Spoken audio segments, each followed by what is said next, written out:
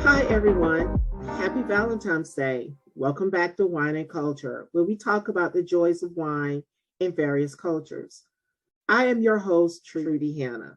We will continue our exploration of wines by turning our attention to wines from the continent of Europe, Italy. We will be chatting and tasting wines with Paolo Milani, Vice President and National Sales Manager at Bevibirra Inc. Hello, Paolo. Happy New Year 2022 and happy Valentine's Day to you. Good morning. Thank you very much for everything, and same for you and your company. This is great. Thank you, Paolo. So, Paolo, I'm going to start by asking you a question. Would you briefly tell our viewers about Bevibirra? Yep.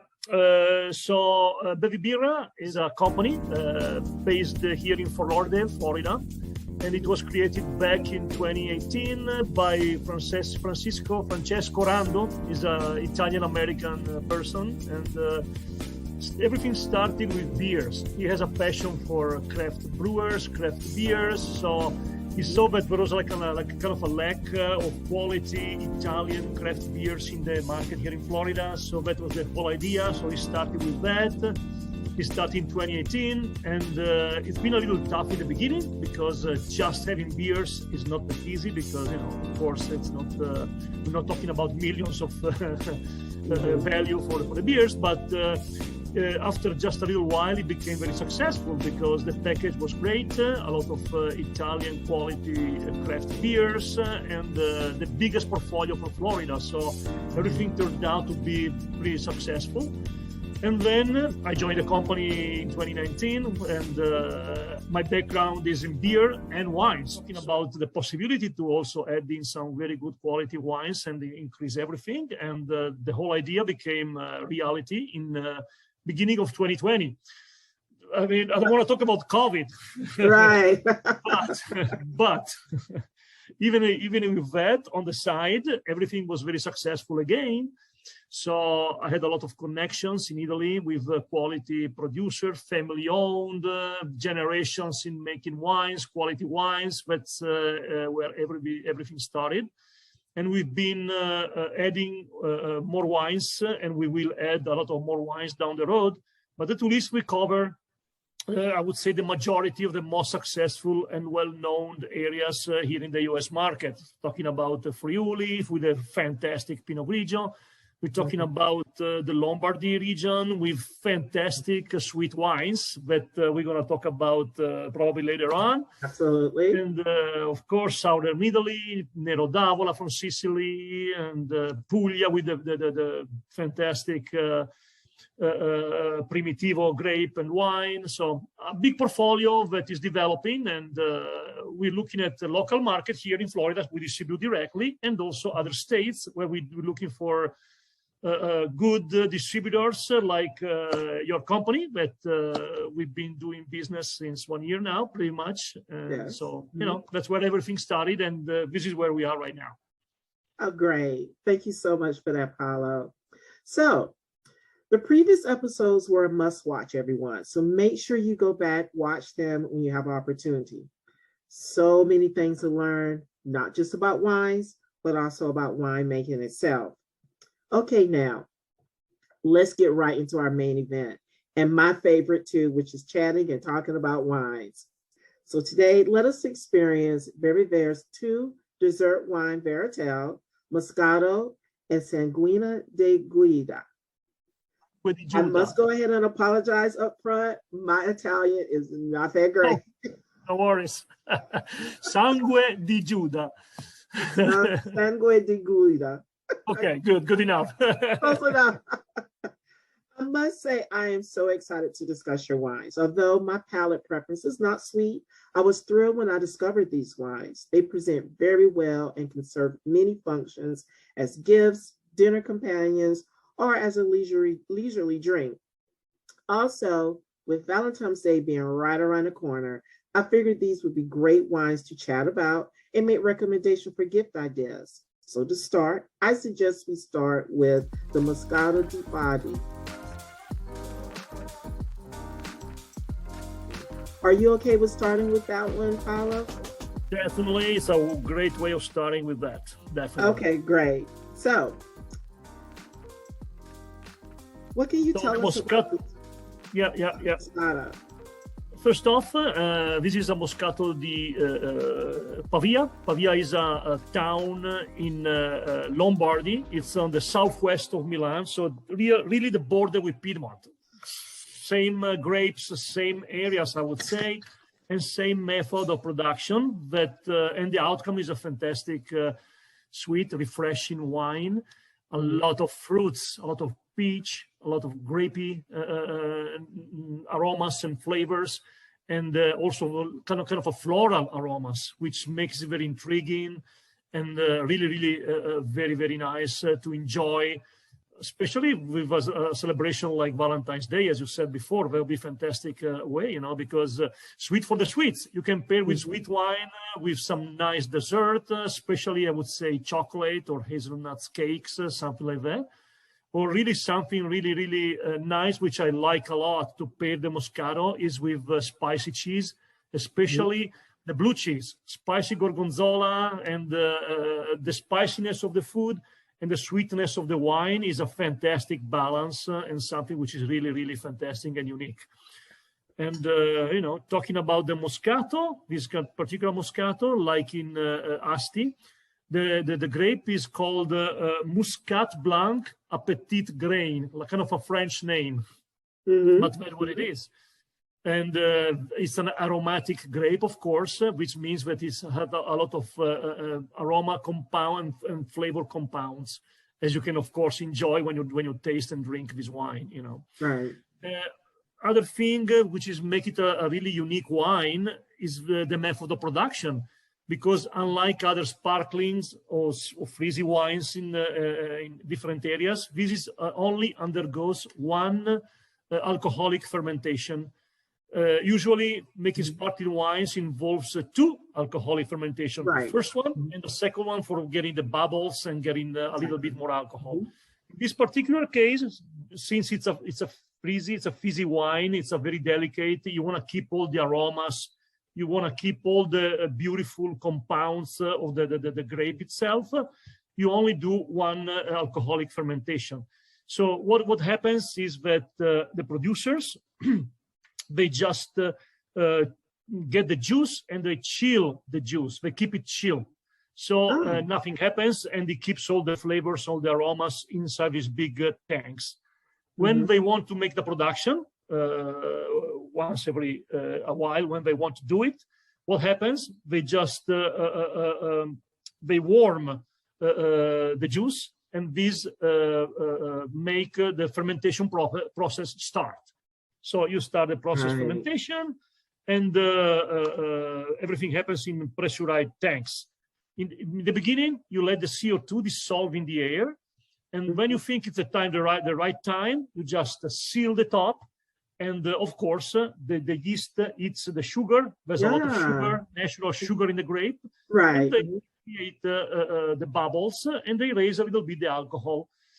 Of course, when you get to the point that you want, so like in this particular case, it's a 6% alcohol. Either it's 6 or 7%, it depends on the producer. And let's say the bubbles, it's a pressure about 3.5, 4. So it's a frizzante, it's a fizzy. It's not a sparkling, which gets more pressure. You stop the fermentation. The way you stop the fermentation, you just chilled again the tank, and this means that the yeast dies. So the next step, you just filter and bottle the wine, which is naturally sweet, semi-sweet, let's say, and fizzy, so semi-sparkling. Sparkling wines are about 5 to 6 atmosphere. This is about 3.5 atmosphere, so it's very delicate, but a lot, as you say again, a lot of flavors and aromas. It's a beautiful wine to enjoy in a beautiful evening with the right person, of course. Right. Wrong. Sweet for the sweets. Exactly. Yeah. So something that you mentioned is very important, that these Moscatos that you all have in your portfolio, they're not fortified with sugar and they're naturally sweet. Some Moscatos you come across there, sugar is added. This is not the case with these wines. Also, I did not realize that it was chilled twice. That's very interesting. It's very interesting note to add to that. Thank you for that. And just to let the viewers know that at this moment, I'm actually pairing this wine with some seafood paella, which is I'm sorry. No, you're making me starving now. It is so good. You should advise me before. I'm sorry. But it is perfect with the seafood and with the spiciness and the fizz that's added to it. It's such a nice combination. As well as, I'm trying some Parmesan cheese actually, which it's a milder cheese, but it's aged and is helping those fruity flavors come out, and it's subduing some of that sweetness if you're not really into the sweet wines. So Paolo, let me ask you another question. So in regards to, you mentioned the Lombardy region. What makes the Lombardy region so unique, especially for the Moscato style of wines? Yeah. The unique, again, it's a unique method of production because nobody else outside of these areas make sparklings in this way. So, everything goes to the tradition. Of course, Italy, like France, old world, we have a lot of ancient traditions in making wines. And I believe that old way was the best. Was the best way to enjoy all the characteristics that a grape can give. In this case, the Muscat Blanc, Petit Grains, is a very aromatic wine. So you want to make really the style that better suits with the kind of grape. And I believe that this unique method is the best to get the best. So a lot of flavor, a lot of aromas, very enjoyable. If you like the fruitiness, if you like the sweet, this is really the end of the world. So I would say in none other areas you can find the same version of this grape. They make it in France, the same grape, but it's a completely different wine because again, they undergo two different alcoholic fermentations. You got more bubbles, you got less freshness and less fruitiness that you have in these wines. So this part of this region is famous for this kind of wines. Also a lot for the Sangue di Giuda that we taste later. Is a unique wine only made in this region, and is really, really something unique again. So a lot of uniqueness in sweet wines, that's for sure. Exactly. So one other question before we go on to the Moscato Rosé.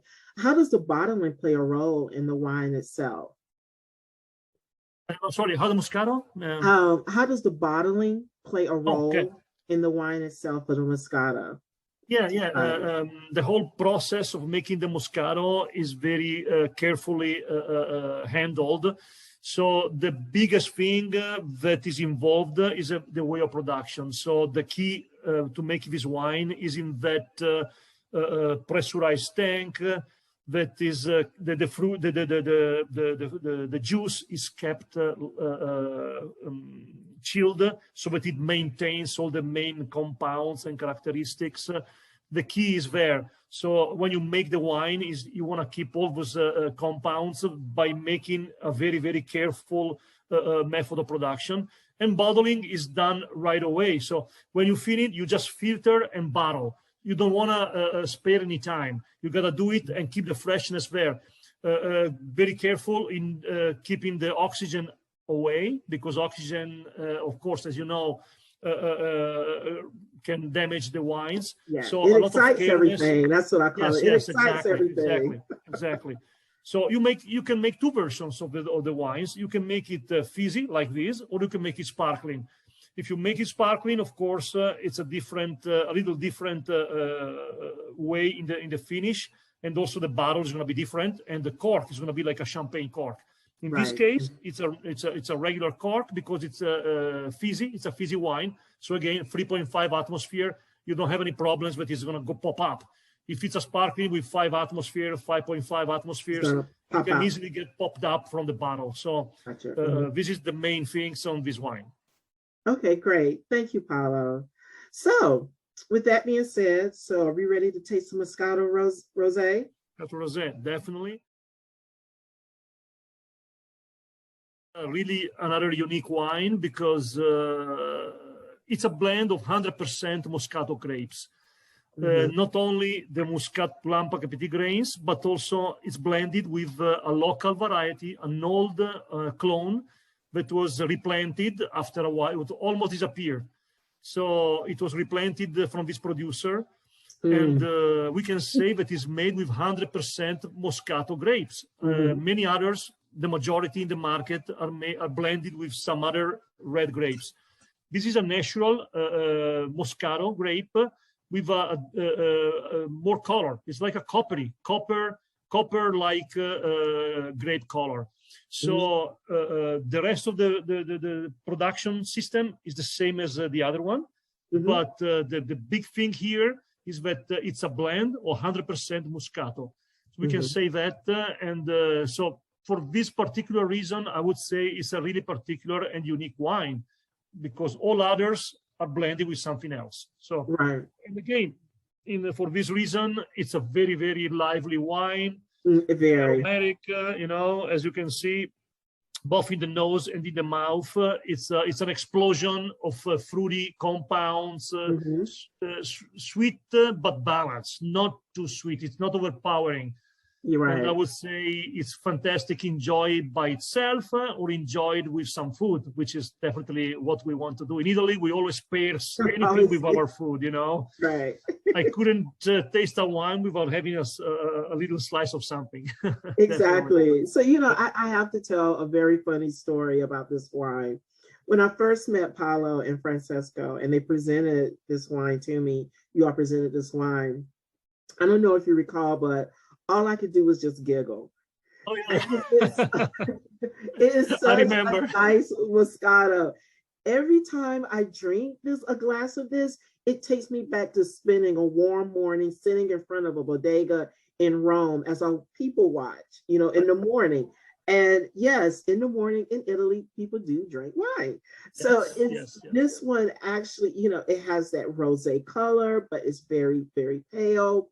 It's, you can taste like candied strawberries and peaches and apricots and bubblegum. I mean, it's just a really nice wine. I love this Moscato. Definitely. This is a fantastic wine, definitely. And very easy to drink, easy to pair. And what else? I mean, I actually remember. And I like the reaction that you had when you taste the wine. I know, yeah. It was like, wow. It's nice you can get a reaction like that from someone. Right, exactly. I wish I had always the same reaction. Exactly. So thank you. And then, again, like you said, the bubbles are naturally added. Everything is natural. The sweetness of this wine is it pairs with everything. Anything sweet, seafood. I've even paired this even with red meat because it's just something about it that is just something nice just to kind of temper out, red meat if you're eating red meat. Seafood, poultry, I mean, the list goes on and on. So anyone out there who's looking for wine and you're a beginner in wine or experiencing wine, this is definitely one of those go-to wines. Definitely. Agreed? Okay. So there we go. Are we ready for that red sparkling? I was born ready. I love it. So the next wine we will be experiencing is the Sangue de Giuda. Sangue di Giuda is again a unique wine, and it is only made in that particular area, so southwest region in the Lombardy, close to Piedmont again. And literally, Sangue di Giuda means Judas blood. So it's an old tradition, and there's of course quite a few legends behind the name, behind the wine. I would say I would go with the probably the main the main legend that if you go in that area and you ask, that's what people's gonna talk about. Mm-hmm. So everything goes back to Jesus and Judas, you know. So let's say Judas was like was feeling like pretty bad because he regretted a lot that he betrayed Jesus, and you know. In order for Judas to be able to be allowed to redeem himself, you know, for the bad thing that he did, the Lord resurrected him and called on him to do at least a good deed as a penance. You know, if he would be able to do this, he would be, you know, allowed to go to rest in peace. Let's say. So Judas reappeared, and guess what? He reappeared in Oltrepò. Guess what? You know, and. During that time in Oltrepò, there was like an epidemic that was ravaging the local vineyards. So people were like very, very mad and sad because the grapes were not performing anymore. You know, the vines were dying and everything. So bad disease. So, and the wise man in the village was telling that the only way to get back things as normal was like to have like a blood sacrifice that would allow to save the vines, you know. Right. That's when Judas offered himself and as a scapegoat, you know, and as soon as the head of the village was ready to plunge the knife into Judas, he was held back by a dark force, and he was unable to complete the sacrifice. So, nevertheless, in that same moment, the vineyards started to become luxuriant and full of grapes again. And Judas was spared his life, and he was, let's say, he was kind of, he did the good deed that he was supposed to do, you know. Right. So that's why they named the grapes for this wine after Judas. So Sangue di Giuda, Judas' blood. That was right. shortly the story, that the main story about the that is such a cool story. I love it. It's so cool, and it makes enjoying the wine even better because when you're drinking this wine, you're getting this very deep ruby red color. Deep ruby red color, definitely intense fragrance of fresh fruits and kind of spices. You know, it's a beautiful wine. Semi-sparkling, semi-sweet, but very enjoyable again. The sparkling red just makes you go, whoa! Wow, you know? Exactly. That's the usual reaction. I can see definitely. Right, and, right. So, what would be your recommendation for how to serve this wine? Could this be served at room temperature, or do you? I would chill it down a little bit for this kind of wine, which is, again, it's not a dark, heavy wine. It's a very, very pleasant wine. I would chill it down a little bit, not too much, not like a sparkling champagne, but I would say about 58 degrees, 55, 58 degrees. And it will become very, very enjoyable. And again, I would say it's an easy pairing with a lot of foods, whatever you like better, just pair it. Yeah. I'm trying it with actually an orange wafer cookie, and it's so nice. I mean, it's just, there's, like I said, there's nothing I can't really say, you know, bad about any of these wines. They're just remarkable. They show up to the party really well. You know, not a lot of fuss, just something, you know, as Paolo mentioned earlier, if you want to chill, these are the wines to look to. These are wines. Definitely. Absolutely. So, Paolo, is there anything else you'd like to share with our viewers today? I would say just enjoy the wines, and I'm sure people will definitely like those wines, and it's going to be very nice, definitely. Thank you for allowing me to talk about these wines, which I'm very excited about, and it's always a pleasure to talk about these, or talk about our stories, our traditions in Italy. So I'm very thankful for this. Thank you very much, Trudy. Oh, no worries. Thank you so much for joining us today, Paolo. I really do appreciate it. It's been such a pleasure. Thank you very much. To all wine lovers and wine enthusiasts out there who are watching, if you are in Georgia, you can find retailers to purchase these wines.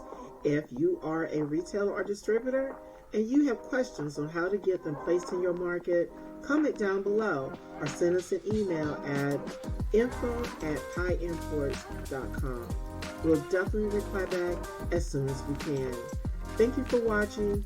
Please like and subscribe to my channel, and don't forget to press the bell icon to get new video updates. See ya.